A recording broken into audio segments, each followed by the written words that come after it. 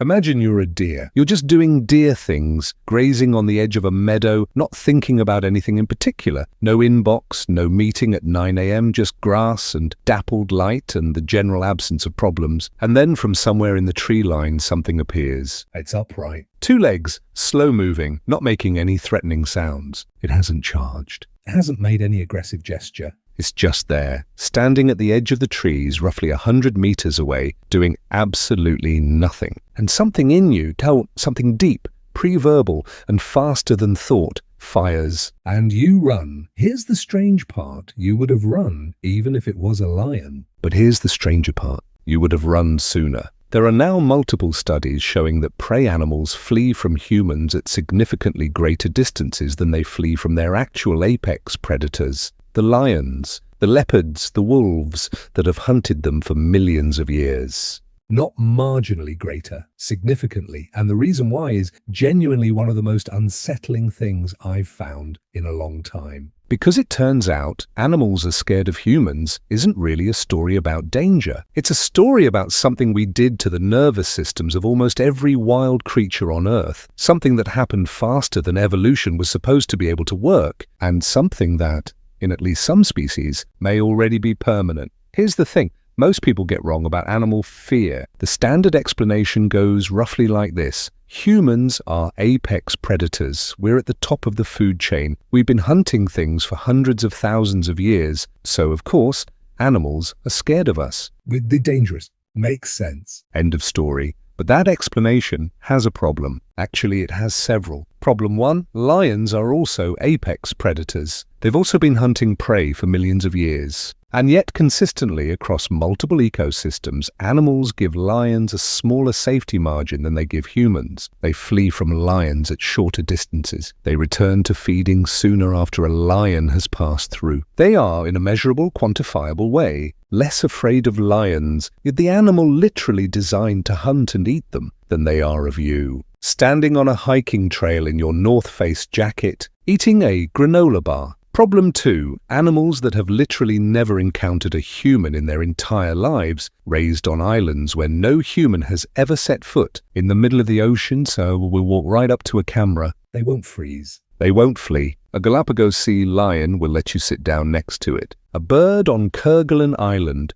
a remote subantarctic archipelago undiscovered until 1772 with no indigenous human population, will land on your hand. Zero fear, which tells you something important. This isn't hardwired from birth, or at least it wasn't originally. So what's actually going on? To understand it, you have to go back much further than the first hunter with a spear. You have to go back to one of the oldest relationships between any two animals on Earth, the predator-prey arms race. For as long as animals have existed that could eat other animals, there has been a corresponding evolution of fear in the things being eaten. And this isn't metaphorical. Fear is a physical system built into the brain, running on hardware that's been refined across hundreds of millions of years. The amygdala, a small almond-shaped structure deep in the brain that you also have right now inside your skull, is essentially a threat detection and fear response processor. It's ancient. It shows up in fish, in reptiles, in every mammal on the planet. It processes incoming sensory information, a shape, a sound, a smell. And when it detects something that matches a stored threat signature,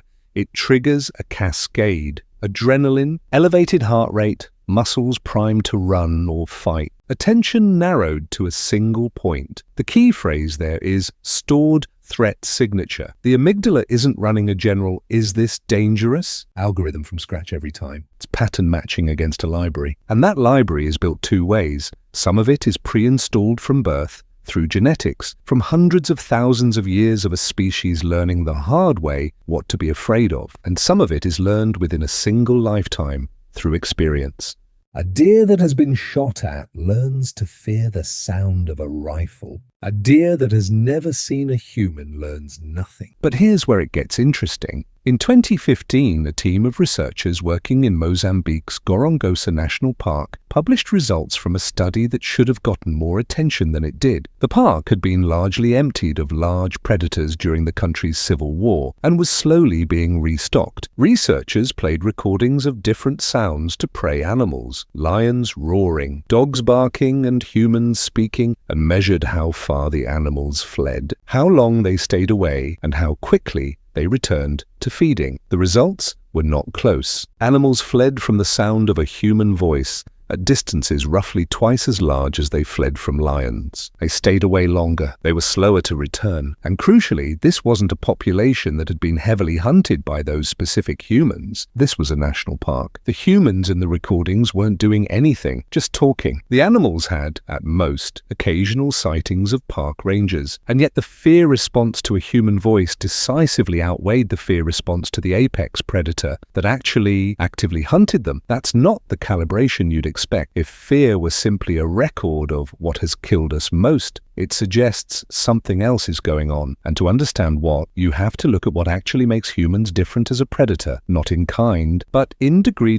Ecologist Chris Darrimont and his colleagues published an analysis in 2015 examining this exact question across dozens of species and ecosystems, and the numbers are hard to sit with comfortably. Most large predators, lions, wolves, sharks, kill somewhere between 1 and 3% of a prey population per year in the areas where they hunt. That's the equilibrium the prey populations evolved alongside. Dangerous, yes. Unsustainable for the prey species, no. The population can absorb that mortality rate and recover. Darrimont's team found that human hunters across multiple species and ecosystems kill at roughly 9 times that rate, not 9% instead of 3%, 9 times the baseline. And unlike most predators who preferentially target the old, the sick, the slow, the individuals already at the margins of the population, human hunters disproportionately target adults in their prime, the biggest, the strongest, the ones with the best genetics, the ones most likely to have survived other threats and to pass viable genes onward. So what happens over time when the most fit individuals in a population are systematically removed? The survivors reproduce, and the survivors are, by definition, the individuals who successfully avoided humans, who ran faster, who started running sooner, who were more alert, who were more cautious, who treated every two-legged upright shape as an immediate threat regardless of what it was actually doing, and their offspring inherit those traits. Generation by generation, the population shifts. Not over millions of years, the way evolutionary change was traditionally thought to work. Over decades, sometimes fewer, and it gets stranger. There is now direct evidence that this process has already happened in measurable, genetic ways in living populations. In a long-running study on bighorn sheep in Alberta, Canada, researchers tracked multiple generations of sheep in populations that had experienced different levels of hunting pressure over time. In heavily hunted populations, the sheep that survived weren't just behaviorally more cautious in ways they'd learned from experience. They were showing heritable changes, earlier flight initiation, larger safety margins, a measurably more reactive threat detection system that persisted in their offspring, even when those offspring were raised in lower threat environments. The fear was being baked in, not just learned, inherited, which means an animal born today in a protected national park, having never seen a human, whose parents never saw a human, might still carry, written into the architecture of its amygdala, a pre-installed entry that says, two-legged upright shape, flee immediately. We didn't just change their behavior. In some populations, we rewrote part of the operating instructions. Now apply that to the next layer of the story, because the fear isn't just individually, it's geographic. Researchers studying large mammals across multiple continents have documented what's now called the landscape of fear. The idea that fear of predators isn't just a momentary response, but a spatial map that animals carry and use to organize their entire existence. Where you go, when you go there, what you eat, where you sleep, all of it is filtered through a constant background calculation of how likely something is to kill you here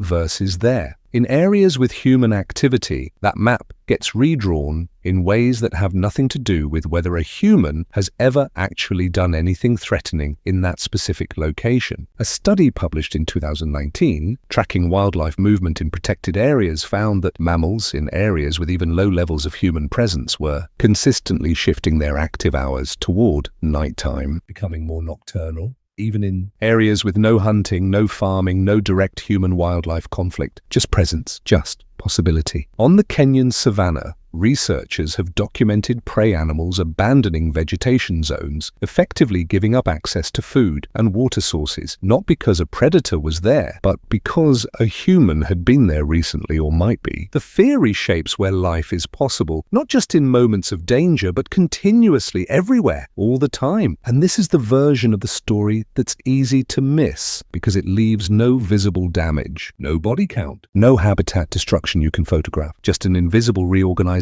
of how a landscape is used, running silently in the nervous systems of every animal that's ever had reason to learn what humans are. But here's the part that should make your brain quietly short-circuit, because so far we've been talking about fear as a response to what humans have done. The harder question is what fear has become and what it costs, independent of whether any human is actually doing anything dangerous at any given moment. Let's pause and give the skeptic their due, because there's a meaningful and genuinely important exception to everything just described. Some animals are not scared of humans. More than that, some are getting progressively less scared even as the genetic fear evidence accumulates. Coyotes have expanded deep into cities. Urban crows have learned not just to tolerate humans, but to exploit them, waiting at crosswalks for traffic to crack nuts, dropping objects for cars to run over. Raccoons have colonized Tokyo rooftops. Foxes walk through London parks in daylight. Urban macaques in parts of Asia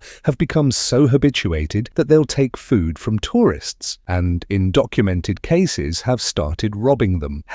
So all animals fear humans has a real exception class, and it matters. What's happening with these species is a different version of the same mechanism. The threat library is being updated, but the update reads, humans equal food source, not threat. Fear can be overwritten by repeated positive association, just as it can be deepened by repeated negative one. But here's the pattern worth noticing. The species losing their fear of humans are almost entirely species that don't make good hunting targets, that live at the margins of human spaces, and that benefit from human waste and food spillover. The large mammals, the elk, the bighorn sheep, the African ungulates, the bears in hunted regions, those are the ones accumulating fear, not losing it. The division tracks almost perfectly with which species humans have historically targeted, and which we've largely left alone. The fear is proportional to how much we've historically cost them, which is a kind of terrible accounting. Here's the uncomfortable part of the story. After Mozambique's civil war ended and peace returned to Gorongosa, researchers documented something they hadn't fully anticipated. As the park restabilized and people returned, not hunters, not poachers, just rangers, scientists, tourists. The prey animals that had recolonized during the human absence began abandoning specific vegetation zones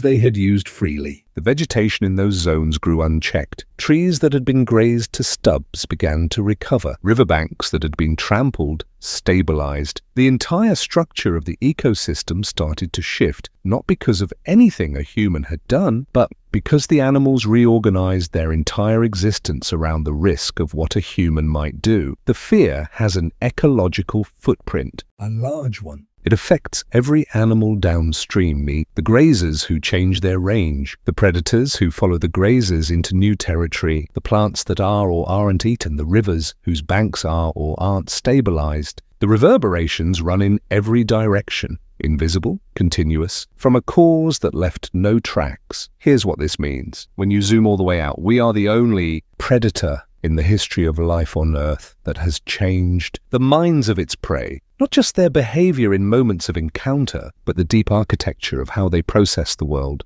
Lions and wolves have been hunting prey animals for millions of years, and the prey still calibrate correctly. They react to the actual presence of the predator. They return to normal when the threat is gone. They live their lives in the spaces between encounters, but for prey species that have shared space with humans long enough, there are no more spaces between encounters. The threat is always potentially present because it has been present consistently for long enough that the genome started taking notes, not in every individual, not in every population, but in enough of them across enough generations that the baseline has shifted. The library entry for two-legged upright shape is now in the threat section permanently pre-installed at birth, in populations that may never be heavily hunted again, and this should feel strange to sit with because you are the animal that did this.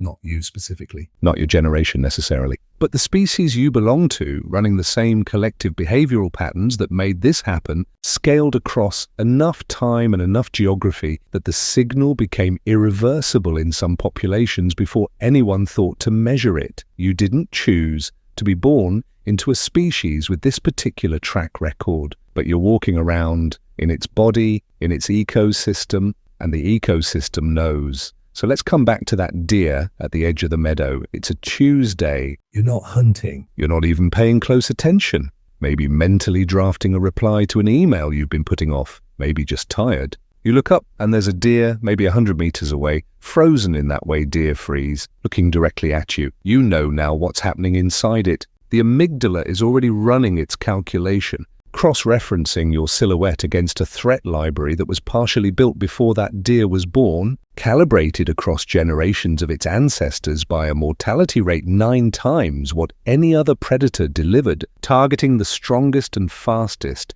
leaving behind only the ones who ran first and asked questions never. The flight distance is already computed. The outcome is already decided. You didn't start it. You can't stop it. And in this population, no amount of stillness on your part is going to change what happens next. It runs. Of course it does. That's not an animal that decided you were dangerous. That's an animal whose entire ancestral line, every generation, going back further than the concept of a trail existed, was shaped by yours. The ones who didn't run fast enough aren't in the gene pool anymore. What you're looking at, when that deer stares across a meadow and bolts, is the accumulated memory of every single encounter between your species and theirs, distilled into a reflex that fires before a single conscious thought forms. You didn't do anything wrong, neither did the deer. The damage was already done, long before either of you were born. Some things, once written into a genome, don't get a rewrite, not on any timescale that feels like ours. The entry is in the library now, woven into the wiring, mapped onto every landscape where the two of you have shared space long enough for the lesson to stick. And maybe that's worth knowing. The next time a wild thing looks at you and decides to leave,